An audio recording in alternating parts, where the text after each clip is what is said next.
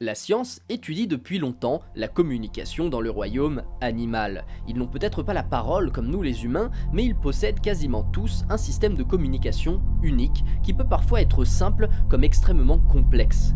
Certains poussent divers sons, des puissants comme des presque inaudibles, et d'autres sont plus dans le langage corporel, s'adonnant à de subtiles et étranges chorégraphies pour séduire ou défendre leur territoire. Mais il existe aussi des modes de communication plus surprenants et amusants, comme la libération de substances chimiques odorantes. D'ailleurs, en parlant d'odeur, saviez-vous que les harengs communiquent en pétant?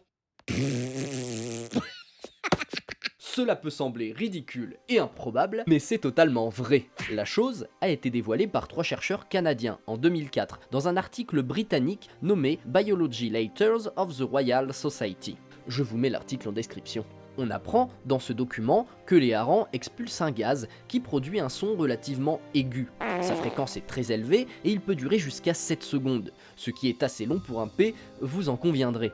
Les chercheurs remarquèrent 2 choses en particulier. Premièrement, un filet de bulles s'échappait de l'anus du poisson au moment précis où le bruit se produisait. Et deuxièmement, les P se produisent presque que la nuit, sans un besoin d'accès direct à l'air. Ils pensèrent tout d'abord que l'origine de ces bruits était gastrique, mais ils finirent par remarquer que le régime alimentaire des harengs n'affectait pas la fréquence émise par les P, et que par conséquent, ce n'était pas une réaction digestive et incontrôlée. Mais alors, si ce n'est pas une réaction digestive, d'où proviennent ces P et pourquoi ? Les harengs possèdent, comme la plupart des poissons, une vessie natoire qui est une poche remplie d'air pouvant se gonfler et se dégonfler à volonté, ce qui leur permet de contrôler leur flottabilité sans avoir besoin de gaspiller de l'énergie dans la nage. Autre fait intéressant, il est à savoir que l'air de la vessie natoire s'expulse par l'anus, ce qui colle parfaitement avec la réaction étudiée par les chercheurs.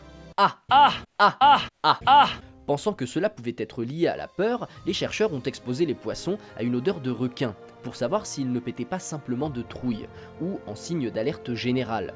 Or, là, les résultats ne furent pas concluants. La réponse ne se trouvait pas là. Pour finir, les chercheurs remarquèrent que les harengs pouvaient parfaitement percevoir les sons émis à cette fréquence, qui à l'inverse étaient imperceptibles pour la plupart des autres poissons. Et c'est à partir de là qu'ils découvrirent que les bruits de flatulence étaient en réalité un moyen de communiquer dans le noir, pour éviter de se disperser et pour échanger sans indiquer leur présence aux prédateurs qui rôdent. Il est à noter que d'autres poissons qui se déplacent à plusieurs communiquent par le biais de bruits.